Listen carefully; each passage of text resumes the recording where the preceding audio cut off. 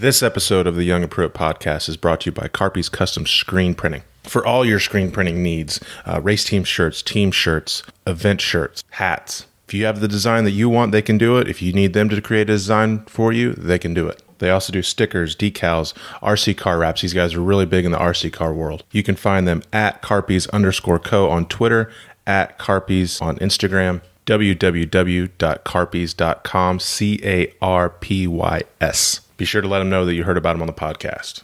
Also, be sure to head over to youngandpruitt.com. Every previous episode is on the website.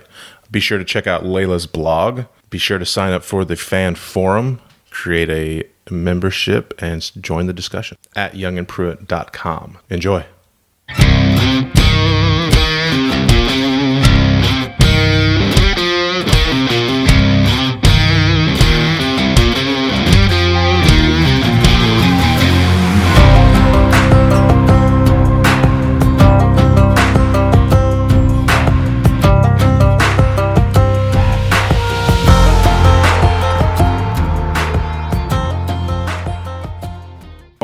We are back. Young and Pruitt podcast, fresh off of the Daytona Speed Weeks. How is it for you? So I didn't have to go to the racetrack. I just helped support the hospitality programs that our client put together. Mm-hmm. I stayed behind to be the, let me fast forward. Or let me rewind. So we have a huge hospitality thing with all of like corporate that shows up and a lot of big name swingers, and it's just like every other sponsor that has cars at Daytona or spends a lot of money with teams. So that was a huge event, but their next huge event is the Pennzoil 400. So I was the man. Where's that going to be at? Vegas. So it'll be the first entitlement at Vegas for Pennzoil. Nice. So it's going to be pretty big deal. Their footprint in the fan zone is going to be pretty ridiculous. Von Gittin Jr. is going to be out there drifting. So, yeah, they're pulling out all the stops. It's pretty significant spend. Yeah, no. Vegas is actually a nice little hotspot for NASCAR these days. They've been selling out a lot. They got a playoff race now. Yeah, a second event, and they're three. It's all three series that shows up, and I wouldn't be surprised to see more ancillary nights, kind of like Charlotte has stuff over at the dirt track going on to support the events. Mm-hmm. I think you're likely to see some of that grow. I think Vegas in general is going to continue to be just a gigantic growing market for motorsports in general. I mean, and if you're looking for a place to go as a race fan, Vegas can actually be cheaper than your local racetrack. I hate to say that. I hate to let that secret out because you definitely need to go to your local racetracks, big and small. Yes. And all forms, just not just circle tracks. I mean, go to the drag strips, go to the dirt tracks, go to the off-road stuff. I mean, if it's you need to support it because it helps everything. But because Vegas is Vegas, you have a lot of direct flights out of almost everywhere. Yep. And hotels are cheap. And they stay cheap because there's so many events. They really can't price gouge like all the other hotels around the area. Simple supply and demand. Yeah. There's a gigantic supply. So instead of the $300, $400, $500 markup that the hotels are doing at your local place, Vegas doesn't do that. Go support South Point. They are gigantic supporters of our sport. Mm-hmm. And with Brendan Gaughan. I mean, tons of people stay there. All the truck teams, I believe, will be staying there. Mm-hmm. For the truck race coming up in the spring. I think you'll see probably most of every show car driving team will be there too. Mm-hmm. So I mean that's another way to interact. They got they got that real big area where they hold all the rodeos and stuff. Yeah, it's a good time. Big staging area. They love racing, so support them. They usually do a bowling tournament with all the race teams. They're at South Point. Yeah. So they got the big bowling alley in there, and they usually have a team invite, and the teams, you can assemble your teams, and they do like a little bowling tournament. I've never did it, but it's always been there. Are you flying in on Saturday? Yes. Nice. Yes. All the West Coast flights, we always fly out the day before, just so nothing happens. Like, what was it, last trip to Phoenix? Oh yeah. When the plane had to go down and. Excuse me, not go down.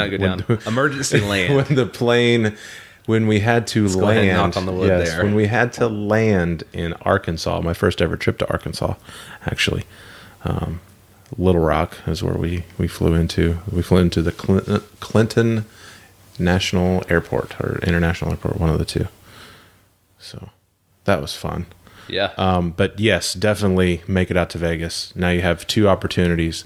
If your track only has one, make it that be your second one. I mean, you can literally fly to Vegas, get a hotel cheaper than what it costs to go to Bristol. And Bristol's a 3-hour drive. Yes. Just and then we wonder why no one goes to the racetrack. It's painful. It's that simple. It's not just. Now, we did have a sellout at Daytona. Yes, we did, and that was a great crowd too. That was fantastic, and that answers the question of, can we still sell tickets without Earnhardt? I mean, yes, we have Jeffrey, but he's not junior. So, well, look what Dale's doing outside of the racetrack now. Given he was there and he gave the command, which, by the way, was an awesome command. Oh yeah, you could tell he is having a blast. But like, he gets to be a fan now. He gets to put his input in as a fan, as an outside personality, as a color commentator, without any major sponsor implications on the line or racetrack things on the line. So that's awesome. Yeah, you're going to get a more unfiltered, more direct, clear opinion from him. I think you're going to see like a lot more of his like real colorful personality that you always hear about, but you never get to see. Well, now you're going to get to see it. So we started off the show with the ARCA race. Did you watch the ARCA race? Oh yeah, that was beautiful. Everybody gave the ARCA race so much hell, and then the Xfinity race happened. Yeah, let's not get ahead of ourselves. But the ARCA race was the debut of the new FS1 ticker off to the side, which I understand trying to be different. There's only so many places you can put that ticker on the screen. Personally, they did a change. I don't know. Did they change it for the Clash? I think they changed it when they made it after the Clash. They made it kind of transparent. Yeah. I think that was the right move, which helped because it feels like it's so big. It feels like I'm watching on a standard def TV now. Because you know how if you watch something that's not in HD, it's not the widescreen. Yeah. Or if you watch something on YouTube, like they can't put it in the full screen. It's just like that little box. That's what it feels like. Making it transparent helps, but come on, you're still robbing me of 20 inches of my TV. Yeah. So I like it. If you put it down at the bottom, it's hard, it's more of a scroll. It can't be up there the whole time, but I don't know. I guess. Well, it's a change. It is. They have to try something. I personally like it. The only thing that I don't like is if you get the stage winners. It just says S1 or S2. Yeah. It gets rid of their interval.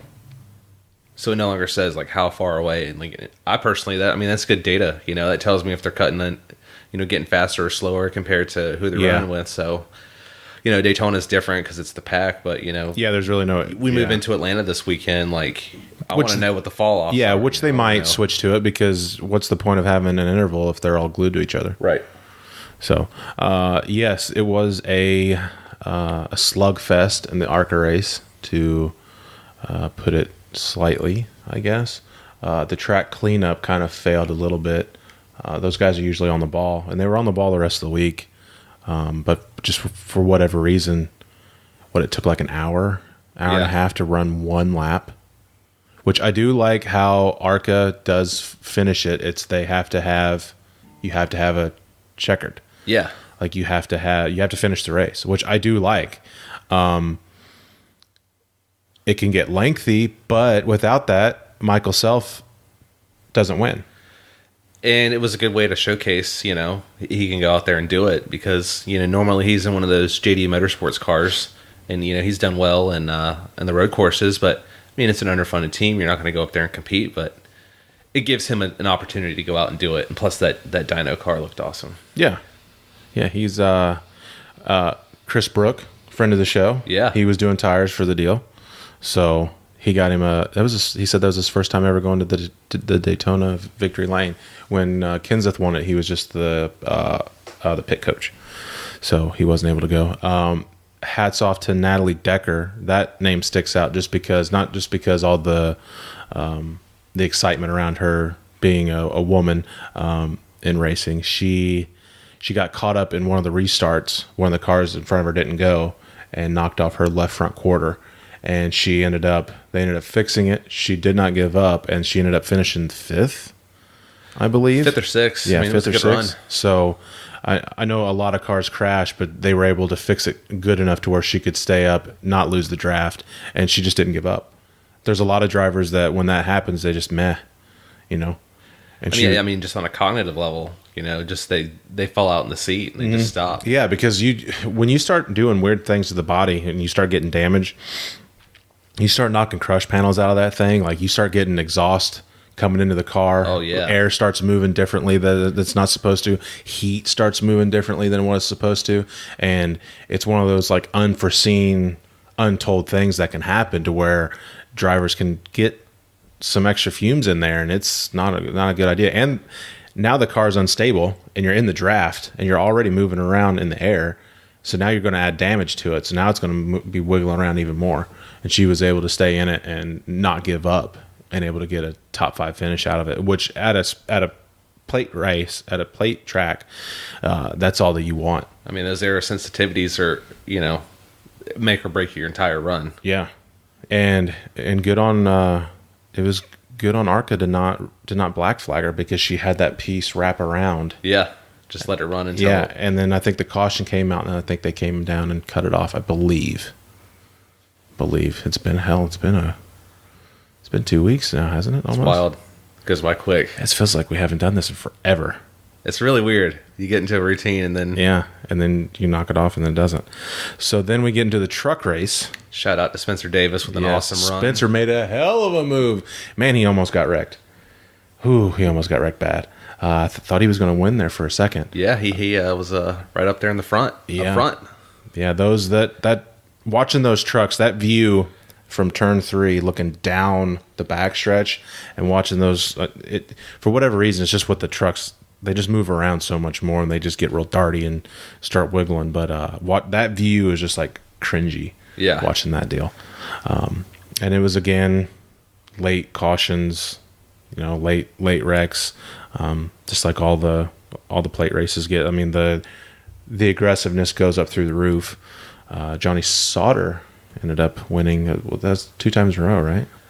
Kaz won it last year, right. And then the year prior, him and Ryan Truex went neck and neck. That's right. And Truex was in that 81 Goodyear truck. Yes. And led the whole thing except for like the wrong 20 feet of it when the caution came out. Man, that place can be your best friend or your worst enemy.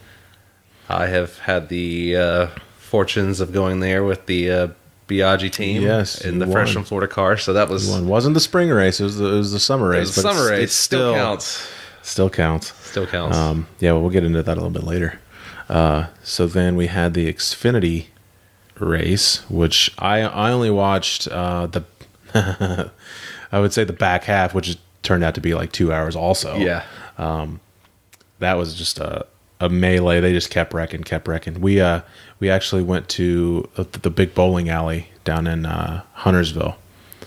They got a big laser tag arena in there, and I was going to Facebook Live it while I was in there, but I was afraid that the extra light, because it's like dark because it's the lasers. I was kind of afraid that was going to kind of like give me away, or I was going to run into somebody, so I didn't. But that was a lot of fun. Did like a little family day before the 500. But we ended up going to the bar that was next to it, got a bite to eat, and was watching the race. And I actually thought that the 9 had won the first time when they came back to the checkers. I thought that they crossed the center line, but it was the next lap that had to be. So we ended up leaving, and then it was like an hour later, cars started running out of gas. And it was just another one of those melees where ARCA, everyone was making fun of ARCA at the beginning of the week for all those late crashes. And then you had the Xfinity Series upstaged them in that regard.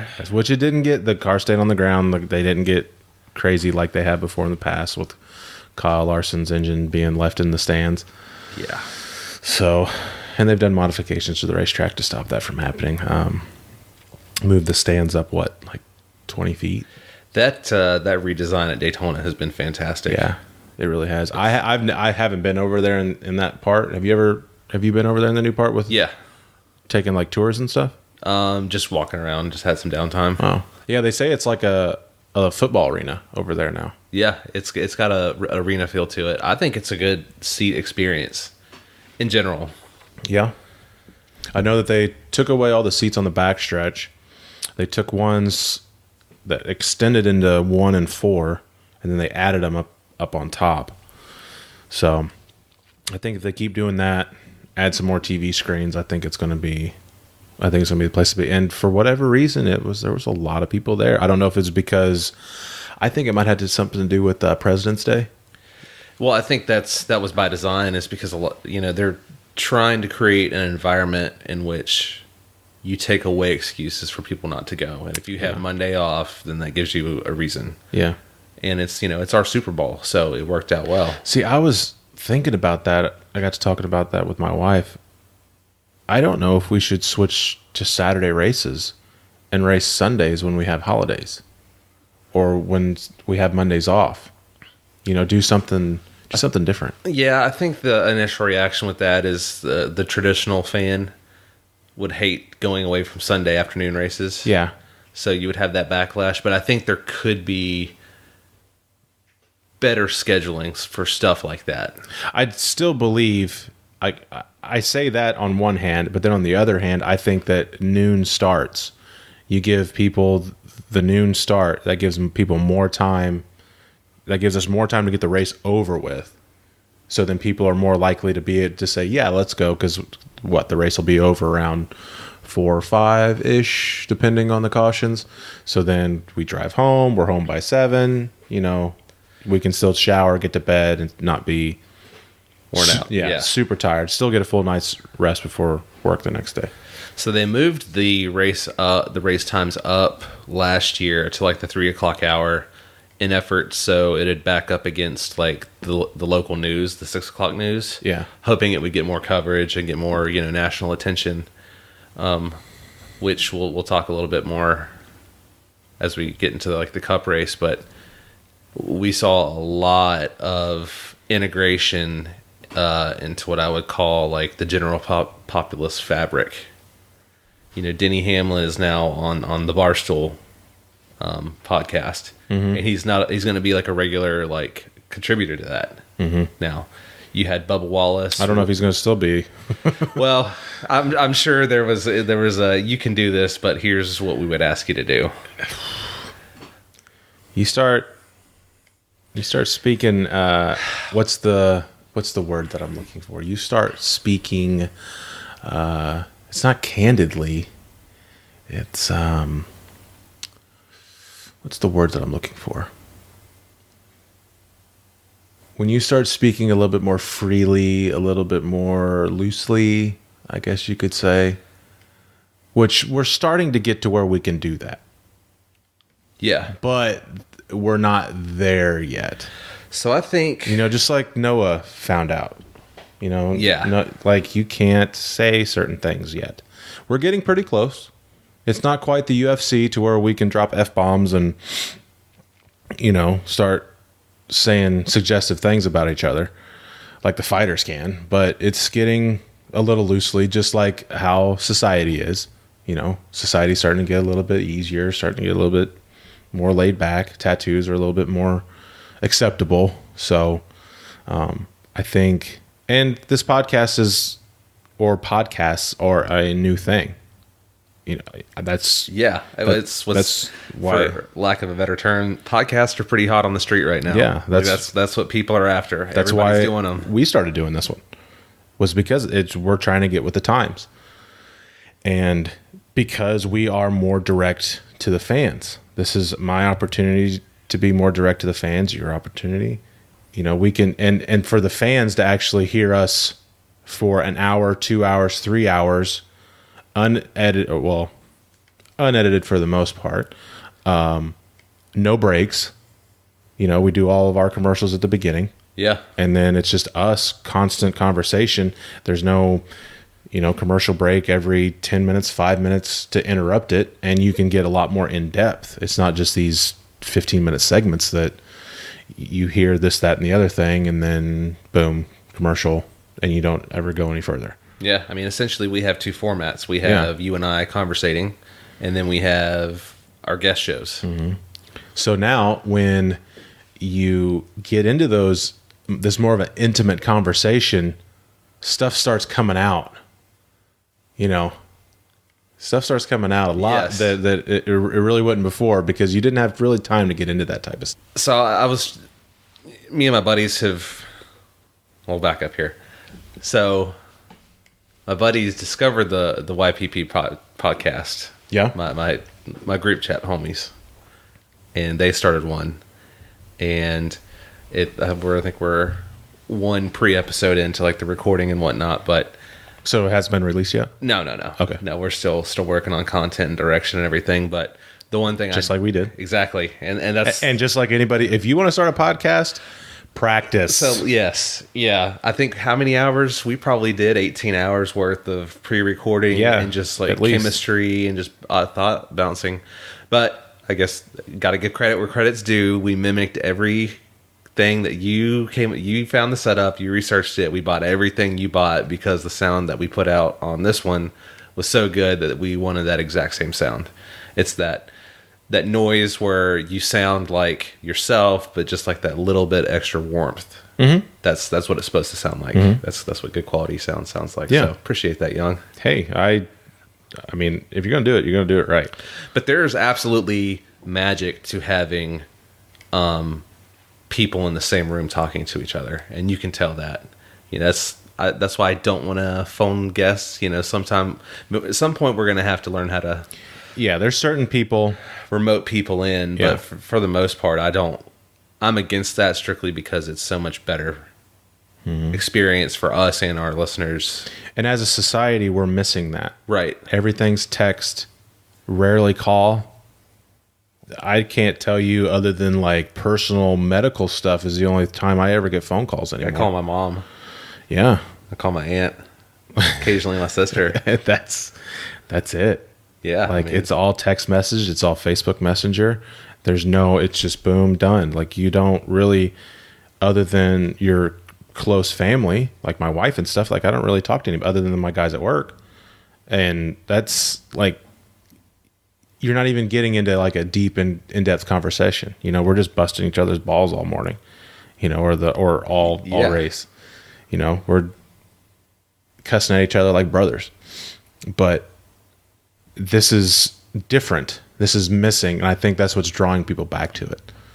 Creating their own podcast, coming up with their own shows, all these different ideas. Like all these drivers are starting to get on it too. Right.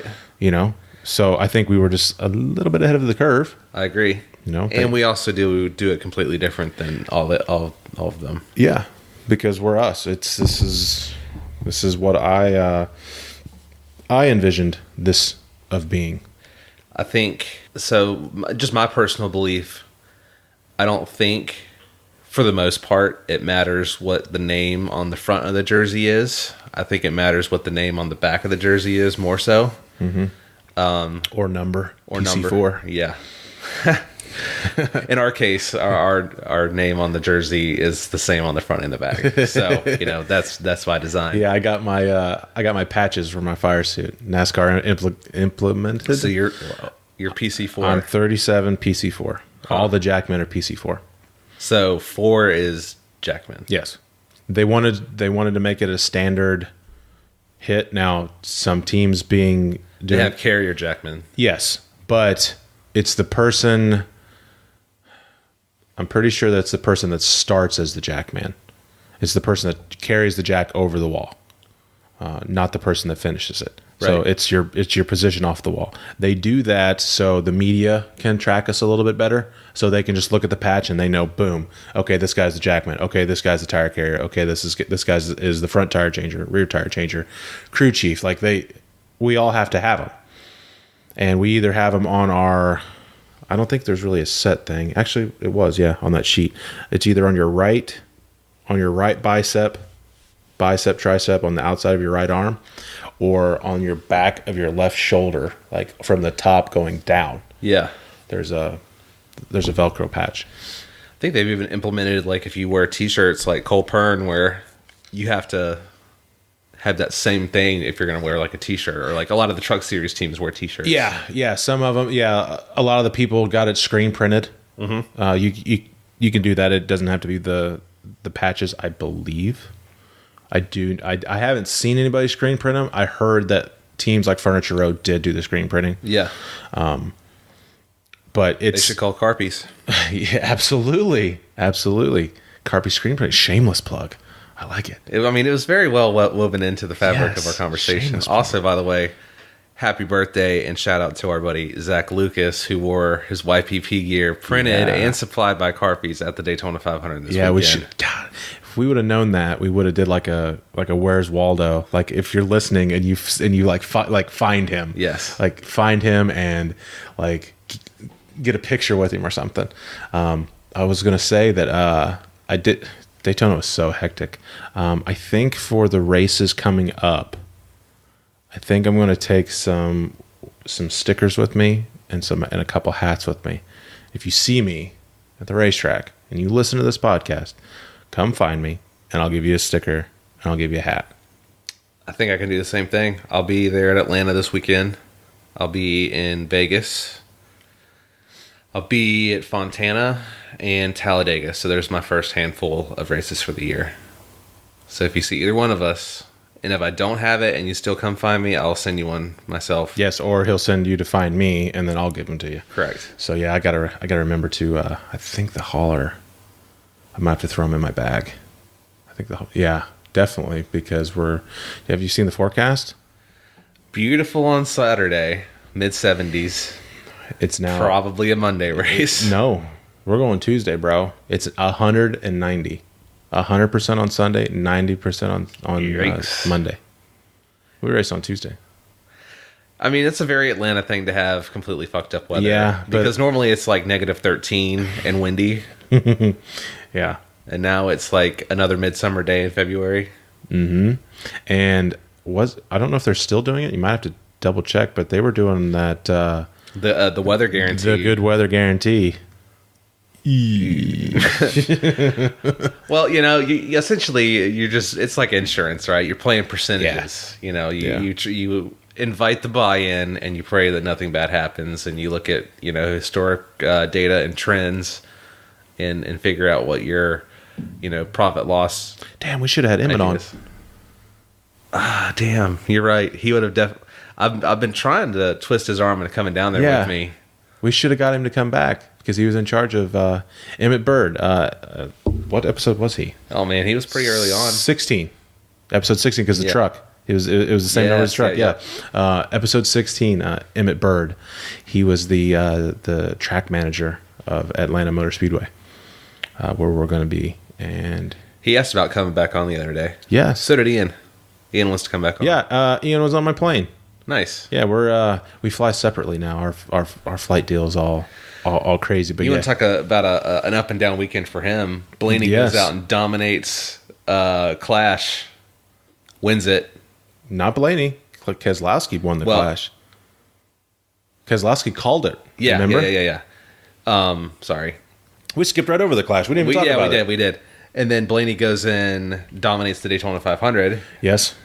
And he won a duel. Yes. Won one on the duels. Chase won the second one. Yeah, duels. That's what I meant. That was the Blaney duels. dominates the duels. Yes. Ian gets his first Daytona victory lane experience. Mm-hmm. Goes out and dominates the 500. Those Penske cars are disgusting on plate tracks this year. The Fords in general, they still have the old body. They have the oldest body, clearly. But their body, the rules changed from where it was the low drag, and then the drag went even lower. Yes. So that car was made at a time when we had more drag in the cars. So then they took it away. So now you have a low drag car with less drag at a speedway track. You have the straightaway speed. And we've seen that in the 500 with Eric Amarola being able to pull away from everybody. He just stepped out and tried to block, and it was the 500. It was time. Yes. What can you do? It was the 500. Everybody else would have done the exact same thing. It was not a dirty move. You do everything you can in football to win the Super Bowl.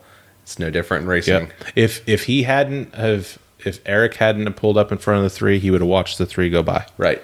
And then you're still completely helpless, foot on the floor. Like, yeah, maybe he would have got a run by us or the 11. Yeah. Or Bubba. Let's see. I'm trying to think how it worked out. I mean, Bubba was a lap away from winning that race. I think we were behind him. We would have been behind him had he cut down. Oh, man. So let's talk about the Daytona 500. I mean, in a nutshell, it's the Daytona 500 we all needed and deserved. 100%. All of the hype led up to it. The support races led up to it. I mean, everything was perfect. You had Beautiful day. You had Denny Hamlin on the Barstool podcast. And for whatever reason, they threw... I mean, Joey Logano was like 35 seconds of that whole podcast. And somehow he got just interwoven into the Twitter sphere.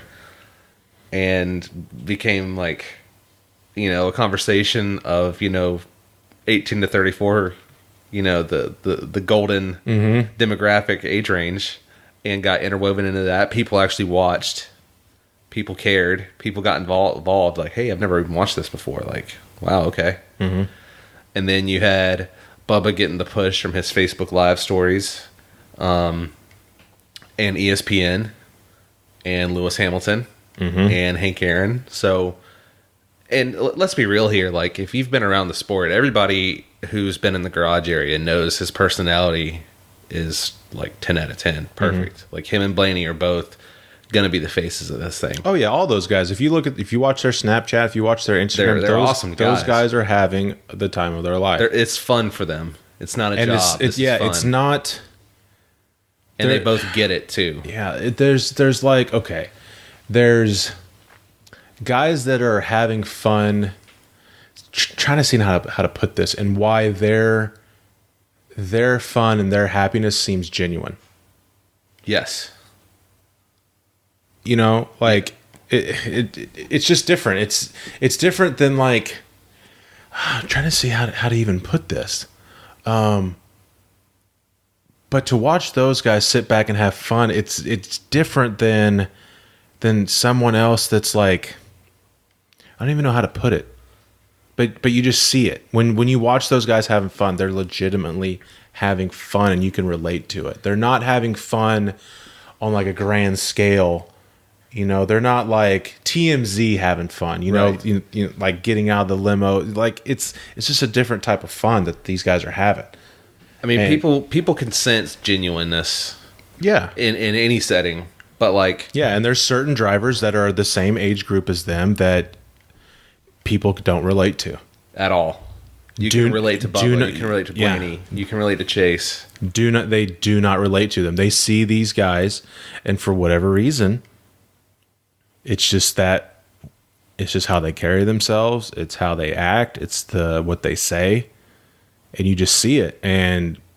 But then other guys, it's just completely different, So it's like Dale Earnhardt Jr. said in one of his tweets, like, if you've paid attention this week and you've seen, like, you actually do feel better about the future of the sport now. Yes.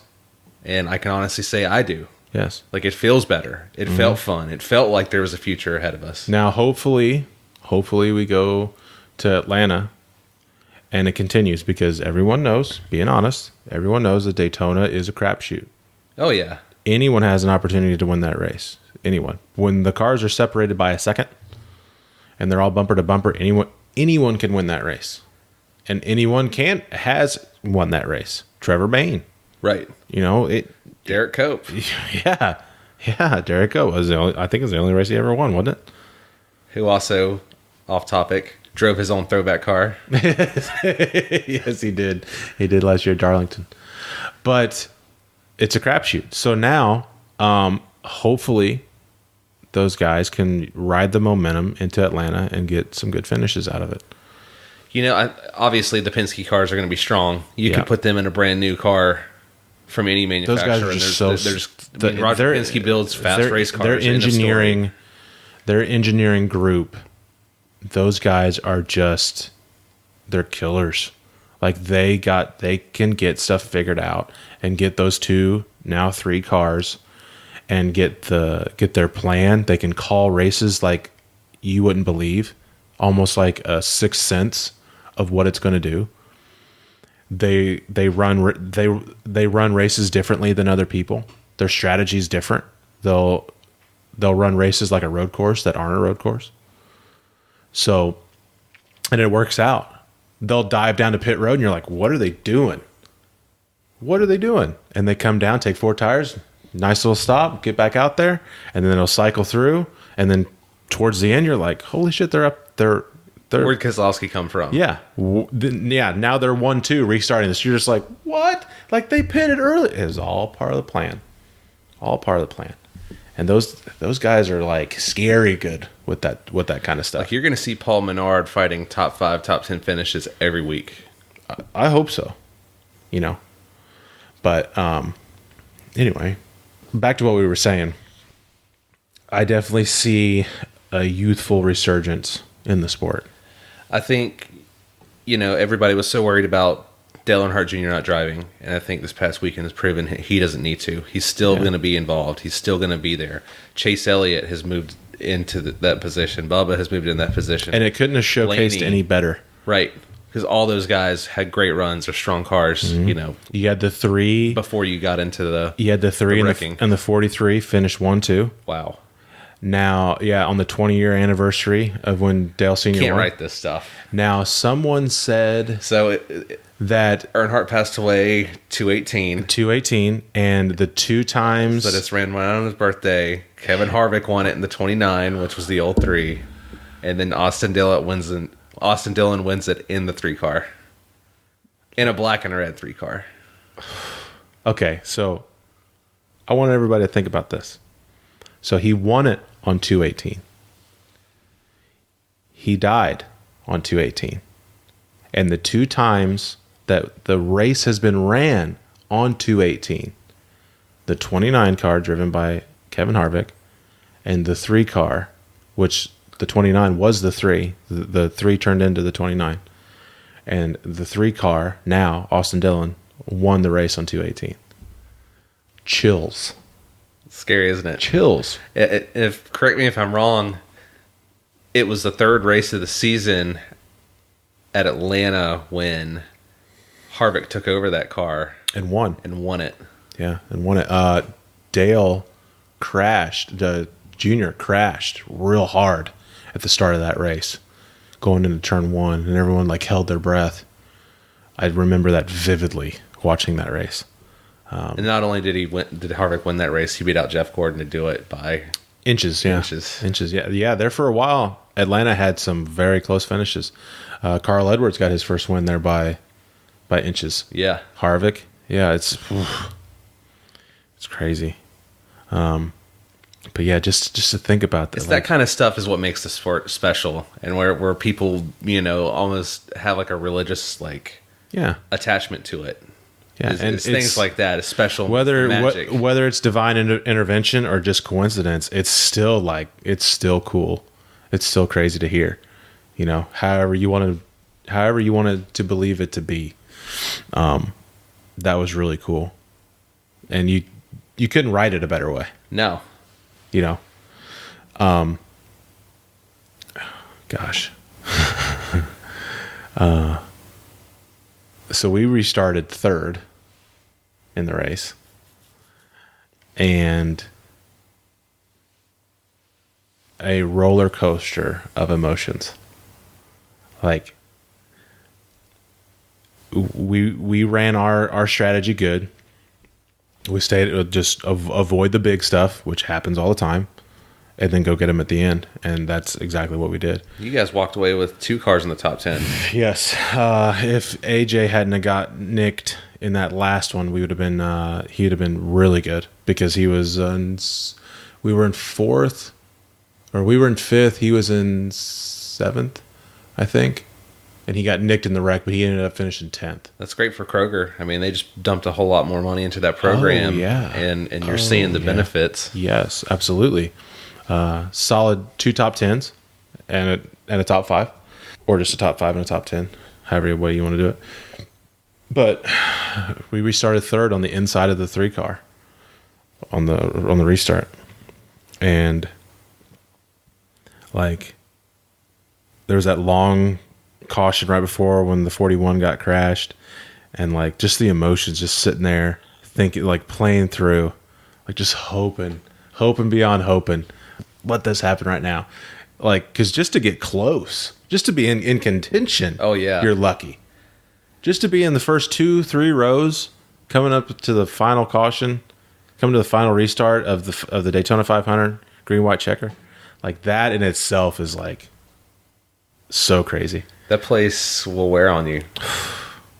I think it was 2015. Dakota Armstrong restarted second outside of Austin Dillon on a green white checkered in a damaged car, and it's just like, please, just do something. And I think we got a 5th or 6th there. And then last year with Ryan Truex, you know, he goes from almost winning it the year prior to getting wrecked first lap. It's the highs and lows. And then, of course, the win with Eric in the 98, mm-hmm. you know, getting to experience victory lane. Well, what I did experience of it anyways. And then... But, I mean, that's a magical place, man. It really is. That's my best finish. In the Cup Series, 5th. My best finish in an Xfinity car, I think, is 3rd.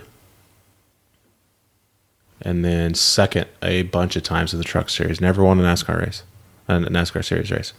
But the 5th, that's my best finish in the Cup Series. My best finish, I would guess you could say, in my career, other than like winning in the ARCA Series. But my best finish ever in the NASCAR Series, but at the same time, the most disappointing.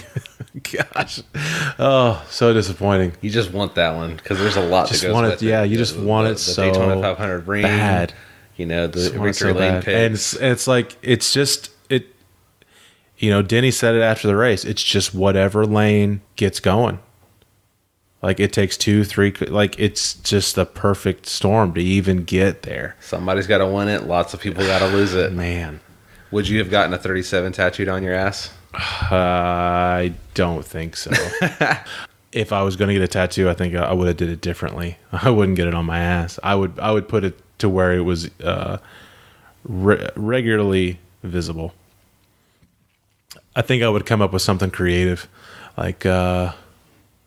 I don't know. You know how like say if it was like the Brickyard, like I would get like the tire and the flags. Oh yeah, and the wings. You know, I would pick something out of it to where it was like subtle, but then like it wouldn't basically say, or I would just say Daytona 500, bam, in the date.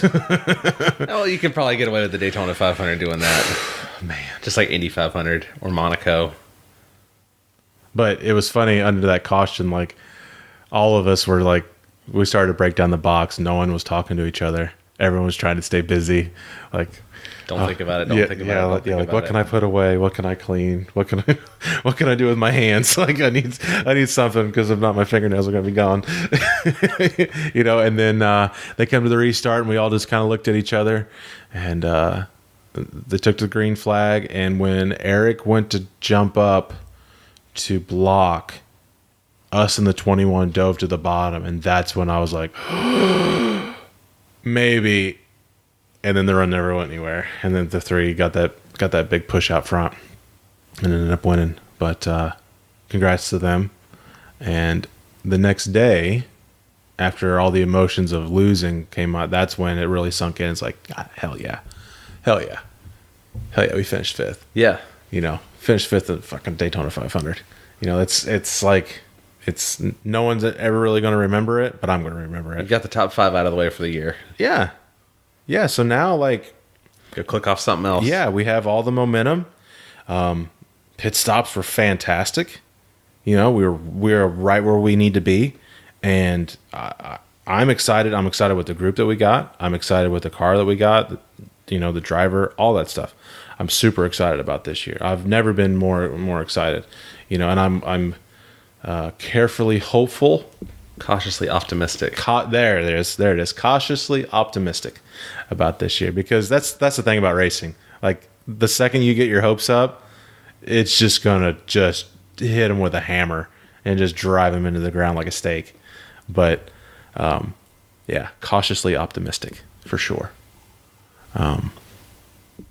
So the Daytona 500 is here and gone. That's crazy, man. It's just like what off season, man. Just Holy like crap. that, we're into the meat of the season now. Yeah. We're into Atlanta. You're going to see what everybody has.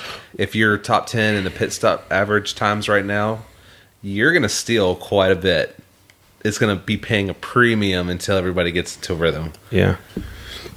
I mean, that's the one thing. It's excuse me. It's definitely leveled the playing field. Everyone's like been like spun around, you know, like that game, like where you put your head on a bat and you spin around. Oh yeah. Everyone's done that. And then now everyone's trying to like figure out Where's my footing? Where's my balance? So when we go to Atlanta, that's really going to tell, because it's an old racetrack. They didn't repave it. They wanted to. The driver said nay. So it's an old racetrack. Be4 tires every single time. Probably 10, 11 sets, 12 sets maybe of tires. Yeah. And it's going to be 4 tires, 4 tires, 4 tires. So you'll really see how the new choreography of this pit stop is going to make out, to who can get the 4 tires done and get all their adjustments that they need, because the track's going to change. It's probably going to rain, so it's going to be green. So there'll probably be a competition caution in there somewhere on Tuesday. But it's I'm excited. I've never been more excited before on any of the teams that I've worked for before. I think that with all the changes and how everything's going to play out, I think that we're going to be okay. I think we're definitely going to be okay. That's a good feeling to have. Yeah, and now that we have a road course in the chase, that's just like even better. Yeah, there's another one. There's another one right People there. Forget, man. Buscher won that Xfinity championship in a time when those Roush cars weren't all necessarily championship caliber stuff. But he still went out and won races in them. I've won a road course with him, Road America. Wow. Yeah, it was because Chase Elliott and someone else. Damn it, who was that? I always forget. Maybe Grant Infinger, maybe. But they collected each other on one of the miles of racetrack they have. But they collected each other and they went around, and Chris drove around him, and then we were good. We were in a Rulo Brothers car. It was 2015, 14, somewhere around in there. But got to win with him, so he's good on the road courses. But yeah, circling that one, it's just another wild card getting thrown in there. It's the Talladega. Yeah, it's the complete unknown. Yeah, we got a chance to do something here, and if you can get a win, get through the first round, now you have that other wild card in there. It's just like, ooh, now we could make something happen. I mean, the schedule shift has been a great thing, in my opinion. I think it's going to. Indy for sure. The temperature dropped 50 degrees. Bless you. Moving it those days. Oh my God, it was so hot. And hopefully that brings a lot more fans, because I know that I was giving people passes. My best friend and his father-in-law, and it was just too hot. It was just too hot. Like they said, they're like, we're not coming. It's going to be too hot, and he can't, and we're just not doing it. It's like, okay. Whew, so hot. And that's the one racetrack that they give you. They give you these big coolers. These big coolers that have there's a huge fan. Oh yeah. It's got the mister that blows out of it. Excuse me. Sorry, I ate right before we did this. But they bring those out into the pit stalls, and it's just like, oof. So now that is the last race before the chase. So that'll be exciting to have the Brickyard right there. And then we go to Vegas to start the chase, or excuse me, playoffs. Can't say chase anymore. to start the playoffs. But yeah, I'm very excited. It's been a great, solid start of the season. Yeah. You had a good, silly season to lead up to it. The silliest of seasons. The silliest of seasons. A lot of people revamp their programs. I think you're going to see better performances probably out of the RCR camp. I know they redo their engineering program. It'll be good to see Bubba out there running in a better, more equipped car. Rolling with Chevy, and not to say that Ford. That 43 car was one of the fastest Fords back in its prime. But it was just time to make a change, and both driver and manufacturer. Yeah, it's good for the sport. It's definitely you got to have that. It's turnover. good for the sport. You got to have that movement. Yeah, like it's good in the NBA when the Celtics are good. When the Celtics and the Lakers are good, like it's good for the sport. Absolutely. So when those old school favorites are good, when you get the 3 running good again, when you get the 43 running good again, when you get the 21 running good again, like all those old school iconic numbers, when you get those cars running good again, that's what gets the excitement going. We need as much as we can. Yeah, and I think it's going to be a drama-filled year because you're going to have all these rookies. And what the hell? Sorry, my phone went through. That's weird.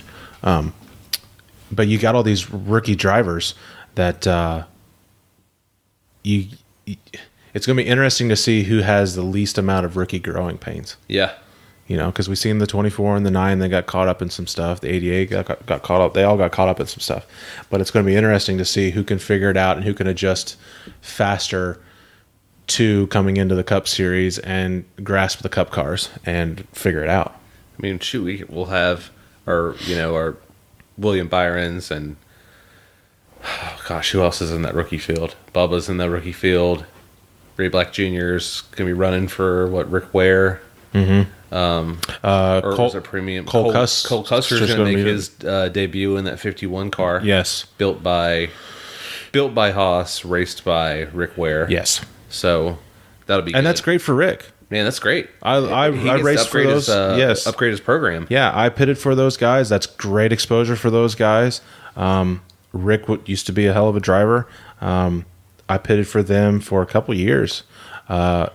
Won the Rookie of the Year in the Xfinity Series with Timmy Hill. Yeah. So, that's one of those independent, grassroots type of racers that are just trying to get by every week. Can't afford an extra roll of tape, but are able to show up to the racetrack, get stuff done, not tear stuff up, and get some good drivers in there. But that's fantastic that they're able to do that. And the charters have everything to do with that. Right. But that's why they did it, because it's got value. Well, I was reading an article this morning. So part of BK being able to come back to the racetrack was the charter guarantee. They said the minimum, if you finish last place all the time, $225,000 to finish last in the Daytona 500. So they were saying throughout the year they could make $2.9 million finishing last every week. Yeah. It's guaranteed revenue. Mm-hmm. You can forecast off of that, and you can figure out and say, hey, this is what we're going to make from this. So this is how much it's going to run. So we have to go out and make this much sponsorship to turn a profit in this scenario. Mm-hmm. Don't tear stuff up. Mm-hmm. Park it before you tear it up. Yeah, and I think they had an engine go down, didn't they? I think so. But before that, Greg Olding actually had a solid, yeah, and at the end of the day, an engine way better to tear up than a car. Right. Because that car... Especially with this new engine package, where you can, you're getting more wear and tear out of them. You're not spending $135,000 every single weekend on them. Yeah, just don't crash the car. Just don't crash the car. But, I'm very excited. And was it Junior that said that he sees a NASCAR resurgence coming? Yeah. I think... hey, the economy's up. Corporations are spending. You got a market where the people are. Non-traditional marketing campaigns are kind of a hot ticket item. JGR does a really good job with it with Mars Company. JTG is, in my opinion, best in class because now they've sold it to 2 cars with the click list, passing through to other stuff. that Louisiana hot sauce car is fantastic. Fantastic. That's my new favorite paint scheme. So, oh my gosh. They're just showing you how it's done. And I mean, Petty did that a lot with the Brian Scott program. They had, rotating vendors on the Albertsons car. So sure, we don't have, a lot of people with just one sponsor or, like Jimmy Johnson or like a heavy presence of FedEx, like, the Denny Hamlin squad does. But I think that's good. That's okay. I think it's good. That's just what it looks like nowadays. Yeah, because you can do if you have a lot given a little, you can still get it done. You can either have one do a lot or a lot do a little, and still have the same result.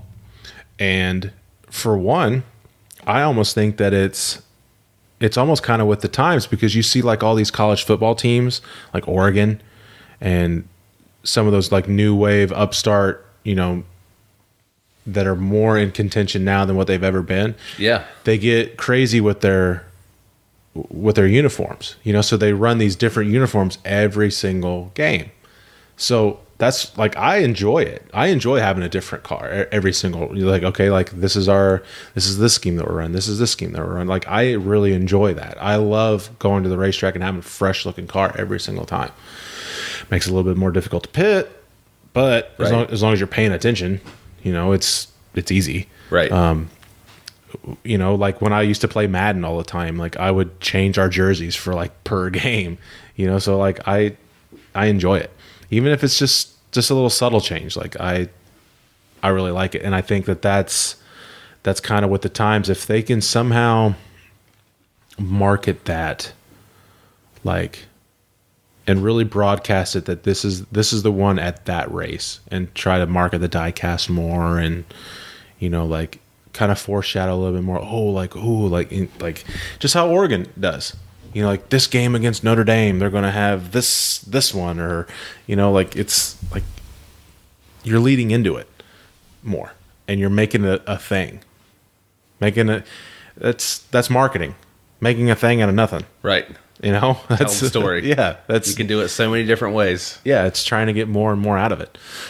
Being there, the University of Oregon brand standard person has to probably just drive you up the fucking wall, because normally you have, well, here's our three colors, and the logo can't be on a black background, or if it does, it has to have a white, shadow around it, et cetera, et cetera, et cetera. Oregon's just like, and it's a lot of their recruiting. So they're recruits love that shit. Yeah. So they're able to be like, hey, come look at this, and you got a fresh new jersey every single time. It's like you're not wearing the same old red and white University Alabama. of Maryland's doing that with their Under Armour relationship. You see a lot of rotation in North Carolina football with different iterations of colors and like the Argyle patterns and stuff like that. So I mean, it works, and I mean that's just really that's what people who watch college sports want. And okay, now as a motorsports marketing person, you could sell that better to your sponsors, right? Well, yeah. Like, look, like we're not set in our box of our scheme. No, like we're able to do what you want. Like if you want the car to be black, white, and gold, the car's gonna be black, white, and gold. It's not going to be our team colors, right? You know what I mean? You can sell that, right? Absolutely. I mean, you're gonna do in this scenario whatever it takes to get the money in the door and keep it happy.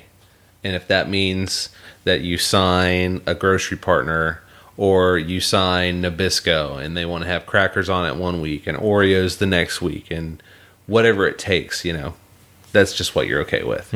Do you want to run a special scheme for July 4th? Sure. Whatever you want, we'll make it work. And it's just fun. You don't want to be hard up like that. Some brands demand consistency because that's just who they are. That's who their story is. Hey, we're going to give you the same stuff every time. Other brands are a lot more pliable. They move with society. And you see that a lot, just even just how they respond, year to year on their social media postings. How closely they follow, whatever the narrative is. Shout out to Arby's on that. Holy shit. If you're wanting to be a marketing person, Arby's does a fantastic job. Follow Arby's Facebook, Instagram. Follow Arby's. Shout out to Arby's. We're not sponsored by them, but God, dog, they are good. They are so much into pop culture, so into the times. Yeah. And they have an every single creative day agency that does fantastic. And they do like these little cardboard cutout things, and it's like they hit it every single time. I eat the fuck out of the roast beef sandwiches. Yeah, so do I. Say what you will. I mean, I know some people that absolutely hate that place, but I love it. You're insane if you hate Arby's. I love it. Arby's is unnaturally delicious. Give me the biggest roast beef with mayonnaise, less tomato. Give me the half pounder every time, and the curly fries. Oh, so great. But their marketing people are incredible. They have every single pop culture thing figured out. Like they need down raises. To anime. I mean, everything and anything. Every single day, it's something different with those cardboard cutouts. And yeah, Arby's, give those guys a raise. Give those marketing people over at Arby's a raise because they are doing excellent work. And if you want to be a marketing agent, follow them and take notes. Take notes. And also, Arby's, if you're listening, send us sandwiches. Send us sandwiches. You don't have to pay us to send us food. No, it's just that time of year or time of the day. Like I'm hungry. We'll podcast for food. We'll podcast for food. Yes. Oh man. So yeah, that is our speed weeks. We didn't really go into detail. I was going to do a show Monday after the Clash and stuff. I just got to practice it. I got to get used to talking to myself because obviously you wouldn't be here, but it'd be Mondays after the race to kind of what we did right now, but just more of an in-depth breakdown. But I just got to figure out how to do it.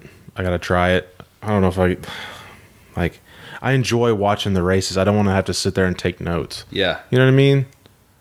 Like when you go in there into the media center and you see those big blog writers and those sports writers, like they're sitting there and they're typing as they're going, like they're taking notes.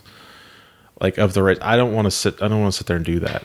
Like I just need to get my memory right. That was the one thing about being a PR rep that I absolutely despise is the note taking.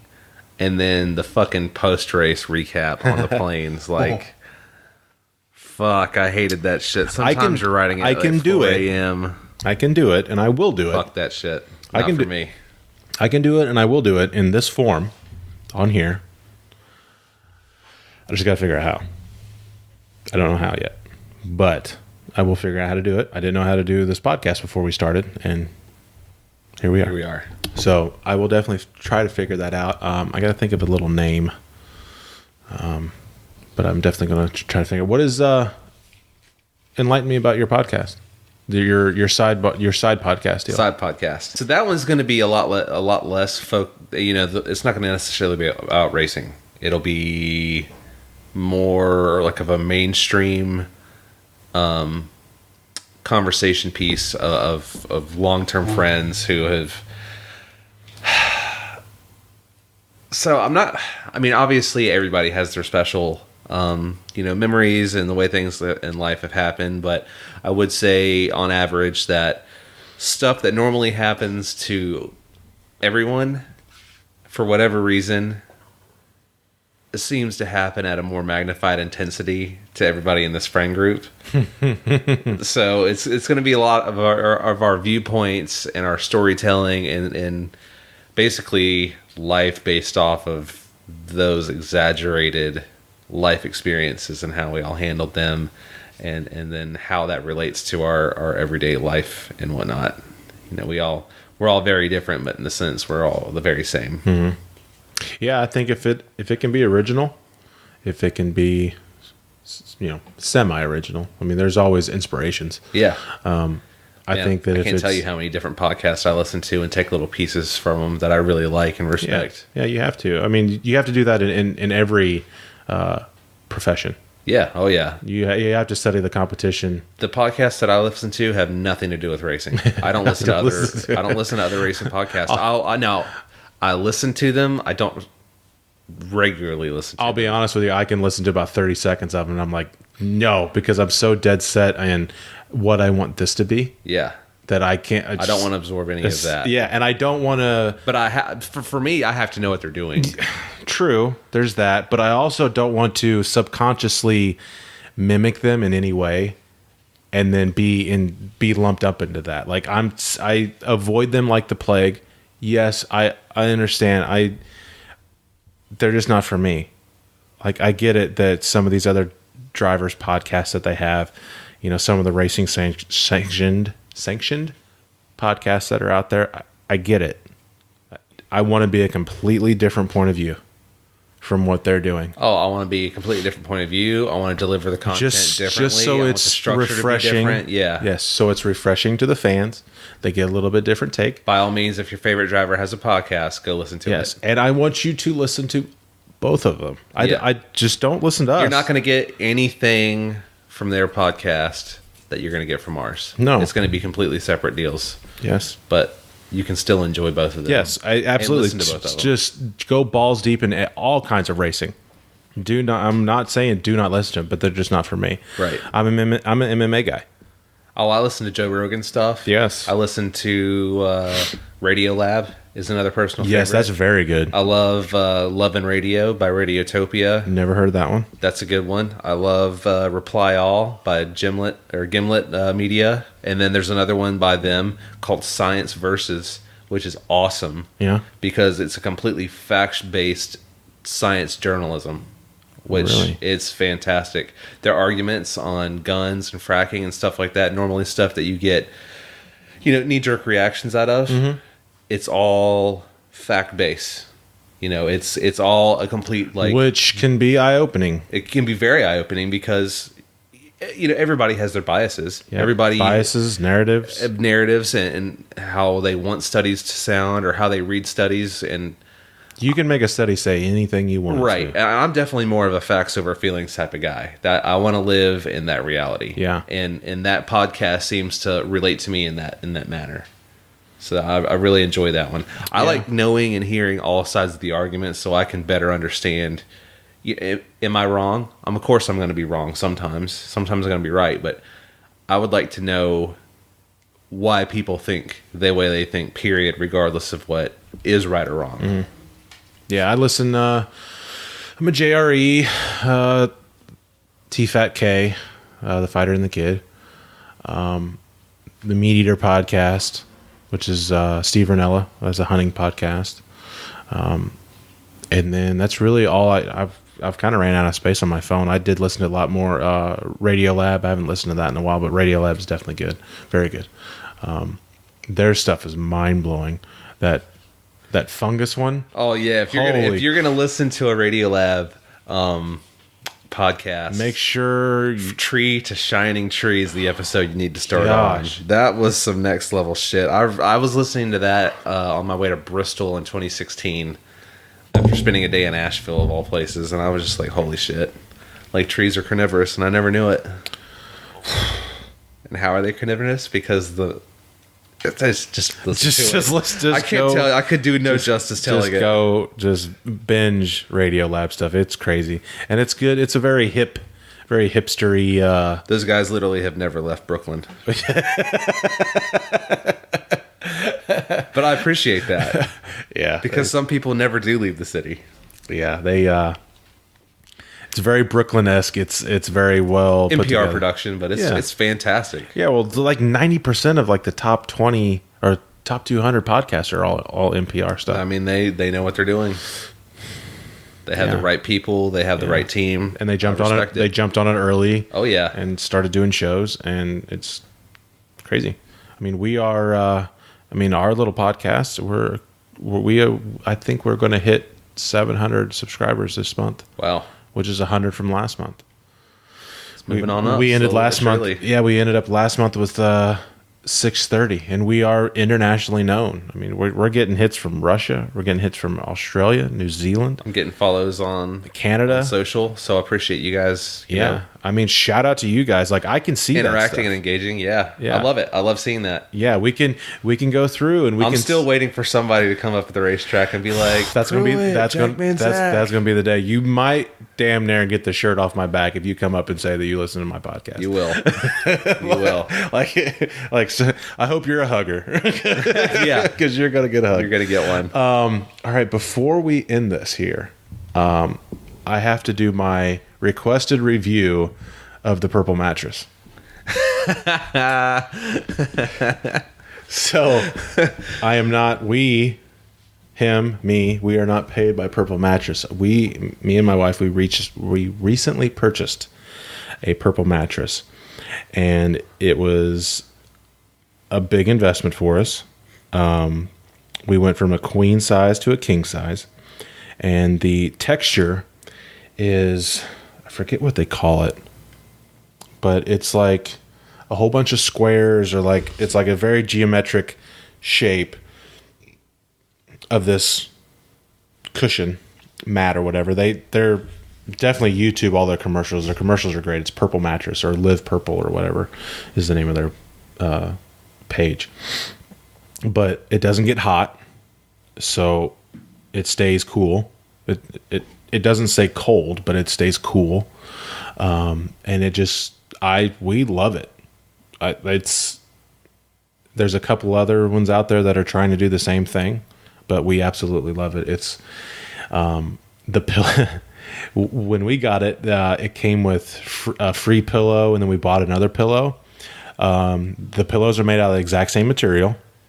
So I think the mattress is made out of this. It's made out of this purple material that's like squishy, and then whatever underneath is like foam or whatever. I don't know.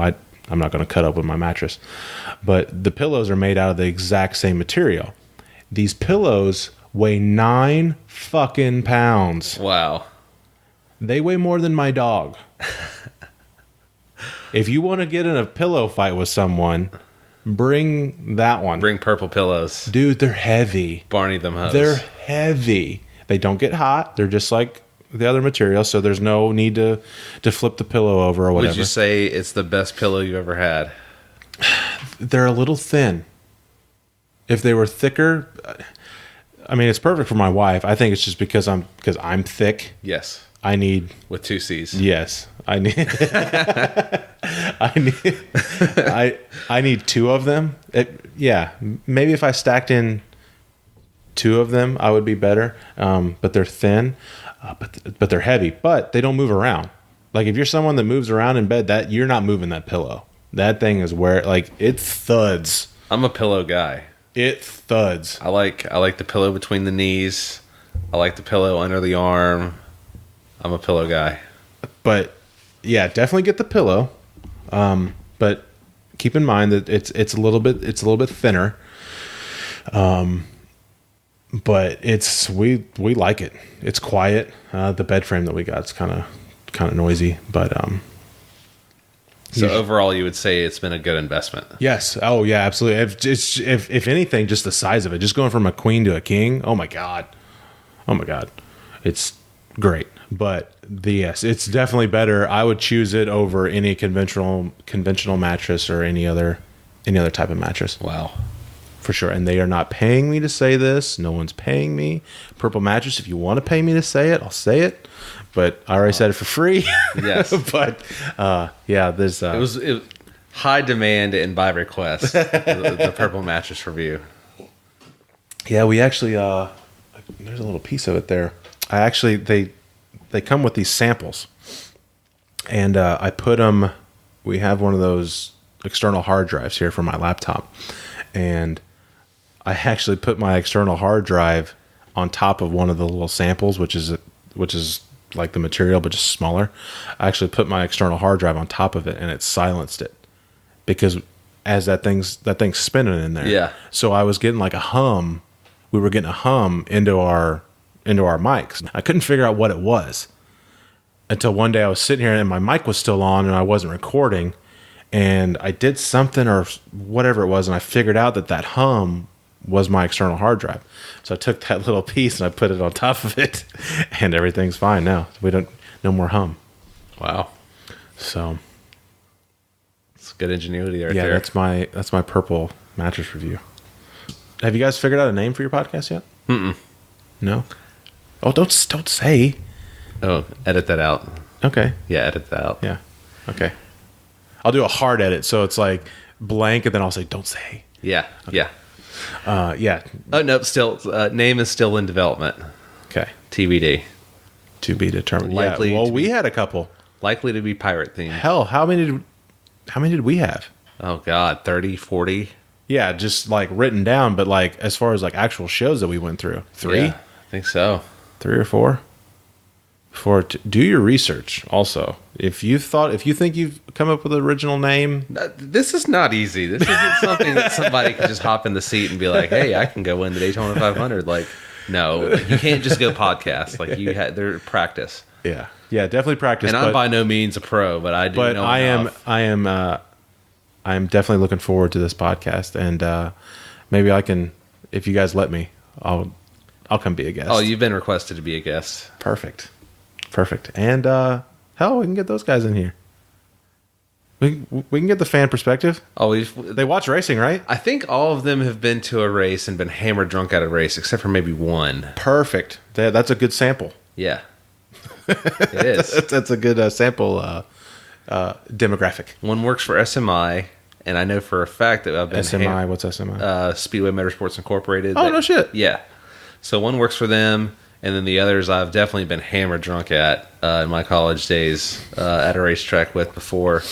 Which, by the way, if you just happen to like partying with other people who like to party and don't give a flying fuck about what you look like or what you do, and you just don't really like mess up their time and they don't mess up yours, then like a NASCAR race is like the absolute perfect way for you to spend a Sunday. Yeah. Because everyone there is there to have fun. Everybody pushes the story aspect and the on-track performance, but the general experience of being to a NASCAR race is pretty fantastic if you just open your mind up and let it like just go. Like, do you like to grill out and drink a lot of beer and hang out? Okay, well, For like 4 or 5 hours on Sunday afternoon. yeah. Perfect. You like to tailgate at concerts? Well, you haven't seen anything. Perfect. Well, you can tailgate and watch cars go by. Right. You can be in the racetrack and watch them go by. Yeah. So, let's see. What else we got? We got anything else? It's a pretty solid season kicking off show. Anything else that we forgot? Because I just remembered Gonna have Jordan Anderson on soon. Yeah, I hope so. He had a great run for hope so. his first time running for his own Yes. team. We missed on our Olympic thing. I know that I brought it up a couple times before, but we missed on the Olympic thing. There was a, would you call that a miscommunication? Or would you call that not doing our homework? We didn't know that Jeff Bodine lived in Florida. Yeah. Yes. So we were going to try to get Jeff Bodine on the podcast. He used to race everything, but he got involved with the USA bobsled team, and I thought it was going to be perfect timing to have him come on right because the Olympics are going on or almost over. That they were going on. I thought it would be perfect timing to have him on, and got a contact with him and got his number and was going to set up a place. And I was telling him where the studio was, and he's like, "Oh yeah, that's great. I live in Florida." So yeah, and we don't like to do the Skype thing. We might do it one day, but we generally favor people coming in and sitting into the studio and actually talking. But yeah, we kind of dropped the ball on that one. But that's what that whole, because we kind of foreshadowed that a couple times, and it never worked out. Maybe in the future though. Maybe in the future we'll get him up there. But Jordan Anderson is going to be fantastic. He looked great in that truck. Had a great. Yeah. Well, he Shout out to finished Don what? Perry and Jake Perry at Jacobs Companies for stepping up. And Yeah, he finished what, Sponsoring them. 10th going backwards, right? Him and Spencer are actually spinning across. I think they made contact. Yeah? They spin across. So they were spun what, across. 9th and 10th I think so. backwards. We need to have Spencer back on. Yeah. Well, shoot, he's running the truck race this weekend. Yeah, Atlanta. I'll swing by and say hello. Get some pics with him. Yes, do that. Do that for sure. Hell, give him a hat friend of the show, Spencer Davis. Oh, yeah. Deserves a hat.